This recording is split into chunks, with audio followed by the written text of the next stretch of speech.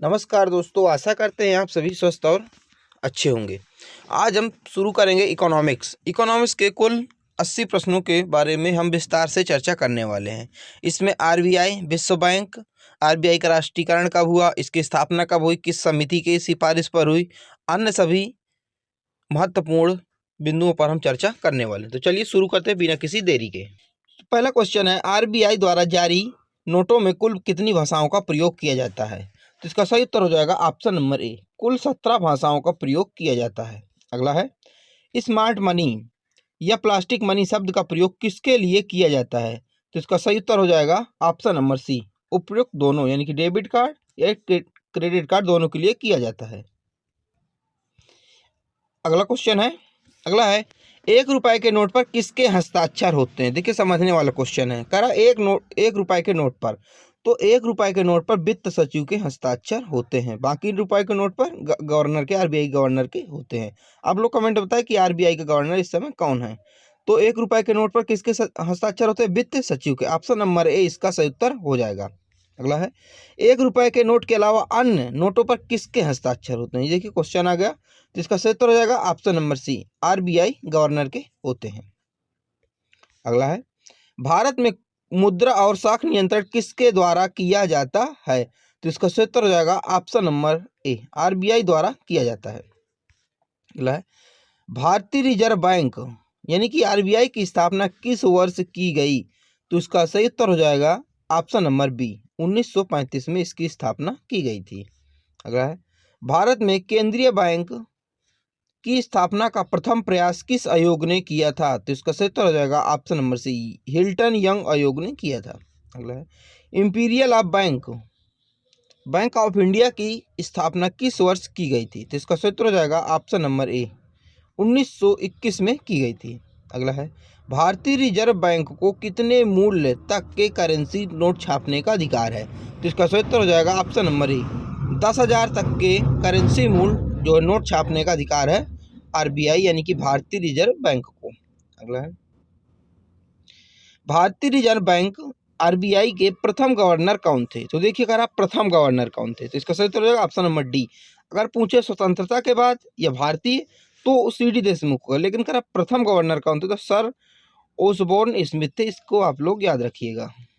अगला है, भारतीय रुपया का प्रतीक चिन्ह किसके द्वारा वर्ष 2010 में तैयार किया गया था? तो इसका सही उत्तर हो जाएगा ऑप्शन नंबर सी, उदय कुमार के द्वारा किया गया था। क्या है चिन्ह? ऐसे ना, ये वाला।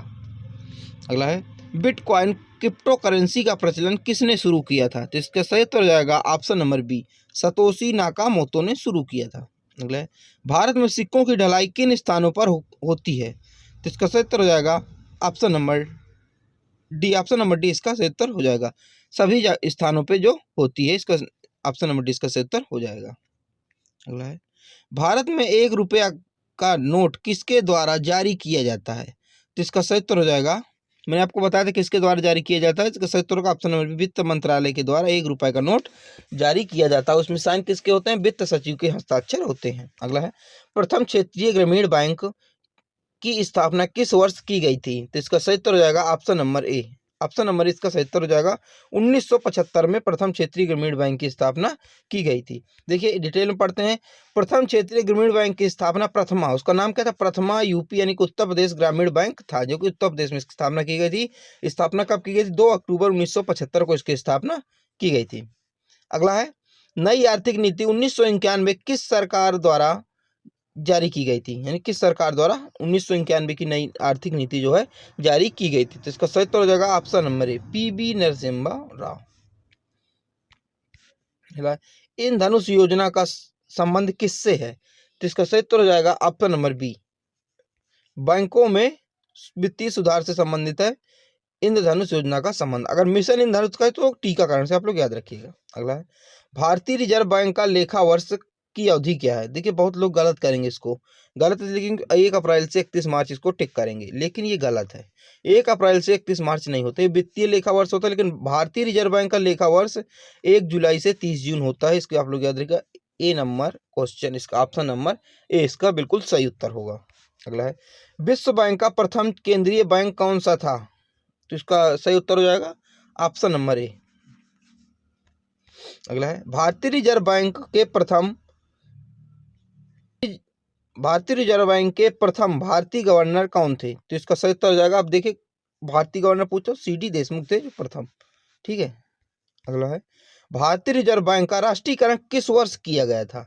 तो इसका सही उत्तर हो जाएगा ऑप्शन नंबर बी, 1 जनवरी 1949 को राष्ट्रीयकरण किया गया था। अगला है आरबीआई के राष्ट्रीयकरण के समय गवर्नर जनरल कौन थे? गवर्नर कौन थे? तो इसका सही उत्तर हो जाएगा ऑप्शन नंबर ए, सीडी देशमुख। ठीक है, पूर्ण रूप से भारतीयों द्वारा प्रतिबंधित बैंक कौन सा था? तो इसका सही उत्तर हो जाएगा ऑप्शन नंबर ए, Punjab national bank. Punjab national bank की स्थापना किस वर्ष की गई थी? तो इसका सही उत्तर हो जाएगा ऑप्शन नंबर ए, 1894 में की गई थी। अगला है किस समिति की अनुशंसा पर नबार्ड देखिए फुल फॉर्म क्या था, राष्ट्रीय कृषि एवं ग्रामीण विकास बैंक, नबार्ड का फुल फॉर्म देखिए हिंदी में, की स्थापना किस वर्ष की गई थी? तो इसका सही उत्तर हो जाएगा ऑप्शन नंबर ए, शिवरामन सिंह समिति पर की गई थी। अगला है ग्रामीण अवसंरचना विकास कोष का संचालन कौन करता है? तो इसका सही उत्तर हो जाएगा ऑप्शन नंबर सी, नाबार्ड करता है। आयात निर्यात बैंक जिसे एग्जिम बैंक भी कहा जाता है, आयात निर्यात बैंक जिसे एग्जिम बैंक के नाम से भी जाना जाता है, कब स्थापित किया गया था? तो जो नाबार्ड कब स्थापित किया था? 1982 में। तो एग्जिम बैंक भी 1982 में ही स्थापित किया गया था। तो ऑप्शन नंबर 20 का सही। तो नाबार्ड 12 जुलाई 1982 को और एग्जिम बैंक भी 1982 को, पंचवर्षीय योजना, छठवीं पंचवर्षीय योजना के दौरान दोनों की गई थी। अगला है रेखी समिति का संबंध किससे है? जिसका सही उत्तर हो जाएगा ऑप्शन नंबर ए, अप्रत्यक्ष कर के संबंध से, सुझाव से। अगले मौद्रिक नीतियों की समीक्षा किसके कितने अंतराल पर की जाती है? तो इसका सही उत्तर हो जाएगा ऑप्शन नंबर ए, प्रत्येक 2 माह के अंतराल पर। अगला है वह मुद्रा जिसका वास्तविक और अंकित मूल्य बराबर हो उसे क्या कहते हैं? जिसका सही उत्तर हो जाएगा ऑप्शन नंबर ए, स्टैंडर्ड मनी कहते हैं। अगला है पोस्टर ऑर्डर, डिमांड ड्राफ्ट तथा चेक किस प्रकार के मुद्रा के प्रकार हैं? तो इसका सही उत्तर हो जाएगा ऑप्शन नंबर बी, ऐच्छिक मुद्राएं हैं। अगला है मुद्रा प्रसार से क्या तात्पर्य है? तो इसका सही उत्तर क्या हो जाएगा? सही उत्तर होगा ऑप्शन नंबर ए, अर्थव्यवस्था में ऊंची कीमतों का होना। अगला है भारत में देश के विदेशी मुद्रा का भंडार अभिरक्षक है, तो कौन अभिरक्षक है? विदेशी मुद्रा का भंडार का अभिरक्षक कौन है? तो इसका सही उत्तर हो जाएगा ऑप्शन नंबर ए, आरबीआई है। अगला है वर्ष 2020 में एक वैश्विक डिजिटल करेंसी लिब्रा तथा एक डिजिटल वॉलेट कैलिब्रा जारी करने की घोषणा किसने की थी? तो इसका सही उत्तर हो जाएगा option number C, option number C इसका सही उत्तर हो जाएगा, फेसबुक ने किया था। अगला है नरसिम्हन समिति का संबंध किससे है? तो इसका सही उत्तर हो जाएगा ऑप्शन नंबर सी, बैंकिंग संरचना के सुधार से संबंधित है। ठीक है, अगला है भारत में व्यावसायिक बैंकों द्वारा ऋण सृजन का नियंत्रण कौन करता है? तो इसका सही उत्तर हो जाएगा ऑप्शन नंबर सी, भारतीय रिजर्व बैंक करता है।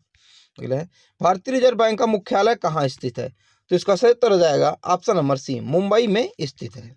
अगला है भारत में केंद्रीय बैंक और बैंकों का बैंक किसे कहते हैं? केंद्रीय बैंक मतलब बैंकों का बैंक किसे कहते हैं? आरबीआई को कहते हैं बैंकों का बैंक। देखिए जो आरबीआई और वाणिज्यिक बैंक, दो प्रकार से हमारे बैंक होते हैं जो वर्गीकरण है हमारे देश में। जो आरबीआई है वो आम जनता से लेन देन नहीं करता, ये बैंकों से लेन देन करता है, ये बैंकों का बैंक होता है, ये बैंकों को ऋण देता है और उनसे जो है लोन लेता है। ठीक है, देता है, उनको लोन देता है और वो बदले में कुछ प्रतिभूतियां जो है गिरवी रखता है।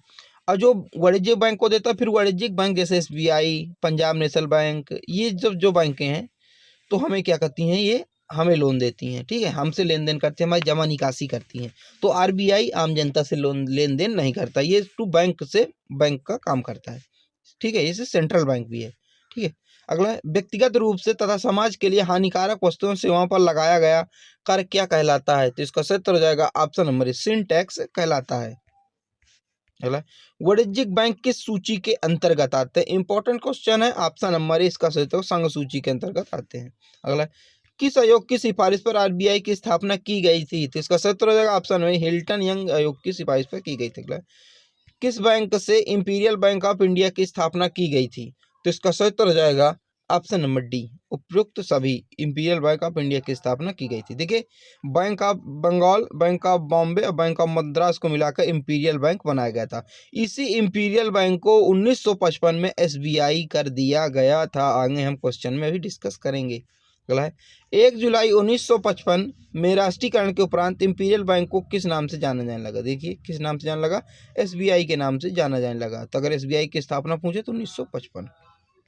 अगला किस वर्ष 8 क्षेत्रीय बैंकों का राष्ट्रीयकरण कर इनको स्टेट बैंक के सहायक बैंकों का दर्जा दिया गया। तो इसका सही उत्तर हो जाएगा ऑप्शन नंबर ए। भारत का सबसे बड़ा व्यावसायिक बैंक कौन सा है। तो इसका सही उत्तर हो जाएगा ऑप्शन नंबर बी, एसबीआई है, व्यावसायिक बैंक, व्यापारिक बैंक। अगला है SBI state bank of India का मुख्यालय कहाँ स्थित है। तो इसका सही उत्तर हो जाएगा ऑप्शन नंबर मुंबई में स्थित है। अगर आप सिडबी का पूछे तो लखनऊ में स्थित, आप लोग याद रखिएगा। भारत में कितने करेंसी नोट छापने की प्रेस यानी कि मुद्रालय है, यानी कि कहाँ कहाँ करेंसी नोट छपती हैं, भारत में कितनी जगह छपती हैं। तो इसका सही उत्तर हो जाएगा ऑप्शन नंबर सी, इसका सही उत्तर हो जाएगा। देखिए देवास जो कि मध्य प्रदेश में यहाँ छपता है, नासिक महाराष्ट्र, मैसूर कर्नाटक और सालबोनी यानी कि पश्चिम बंगाल में इतनी जगह छपती हैं। अगला भारत में प्रथम महिला बैंक की स्थापना कब आरंभ की गई, यानी कि यहाँ पे आरंभ होगा, कब आरंभ की गई। तो इसका सही उत्तर हो जाएगा ऑप्शन नंबर ए, 2013 में की गई। अगला भारत के किस बैंक ने सबसे पहले चीन में अपनी शाखा स्थापित की थी। इसका सही उत्तर होगा एसबीआई, इसका सही उत्तर हो जाएगा। अगला है क्षेत्रीय ग्रामीण बैंक की स्थापना किस वर्ष हुई थी। तो इसका सही उत्तर हो जाएगा ऑप्शन नंबर ए, 1975 को हुई थी। अगला नाबार्ड की स्थापना कब हुई थी। मैंने आपको बताया था नाबार्ड की स्थापना कब हुई थी, 12 जुलाई 1982 को पंचवर्षीय योजना, 6वीं पंचवर्षीय योजना के दौरान हुई थी। अगला नाबार्ड का मुख्यालय कहाँ स्थित है। इसका सही उत्तर हो जाएगा ऑप्शन नंबर बी, मुंबई में स्थित है। अगला जब निश्चित समय अवधि में अधिकांश वस्तुओं एवं सेवाओं के मूल्य में समान स्तर से अधिक वृद्धि होने लगती है तो उसे क्या कहते हैं। तो इसका सही उत्तर होगा ऑप्शन में मुद्रास्फीति कहते हैं।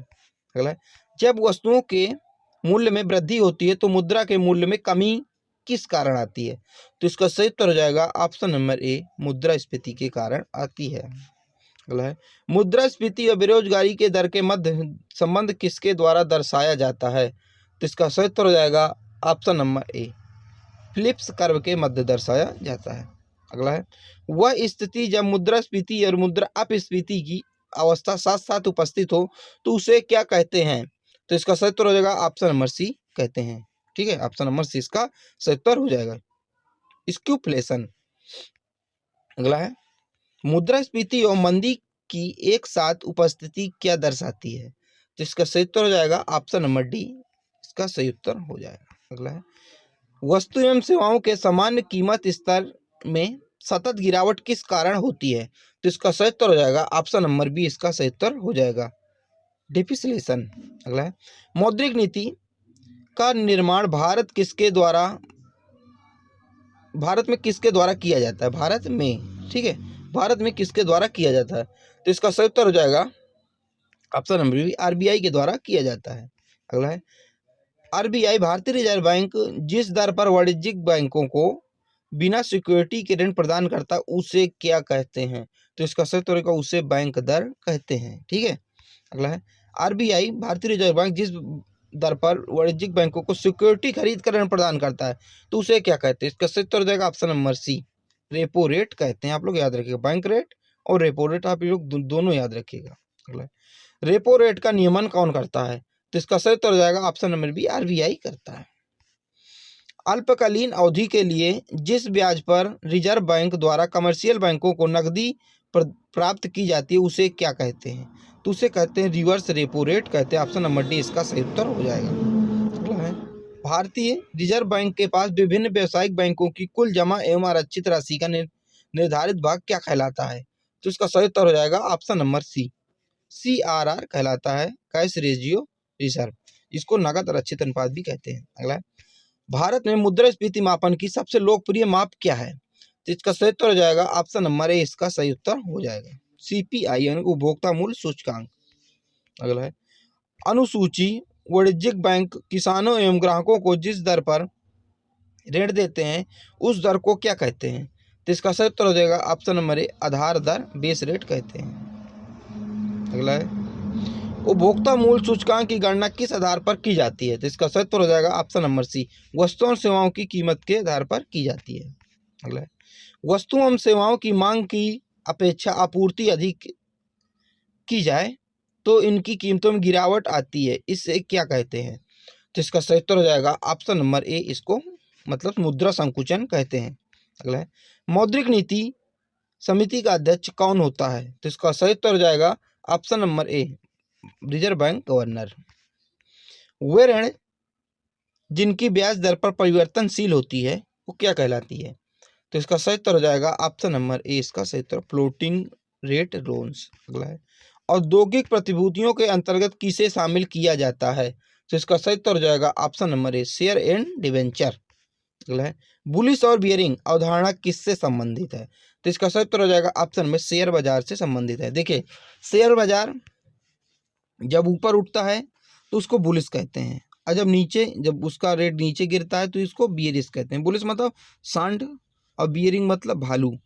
तो ये दर्शाते हैं, अगर ये लोग कोड भाषा में कीजिए कि शेयर बाजार कैसा, तो कहते हैं बुलिश मतलब अच्छा खासा है, ऊपर जा रहा है। ठीक है, अब अगर नीचे गिर रहा है शेयर बाजार उसके मूल, तो उसको बियरिश कहते हैं, यानी कि भालू। ठीक है।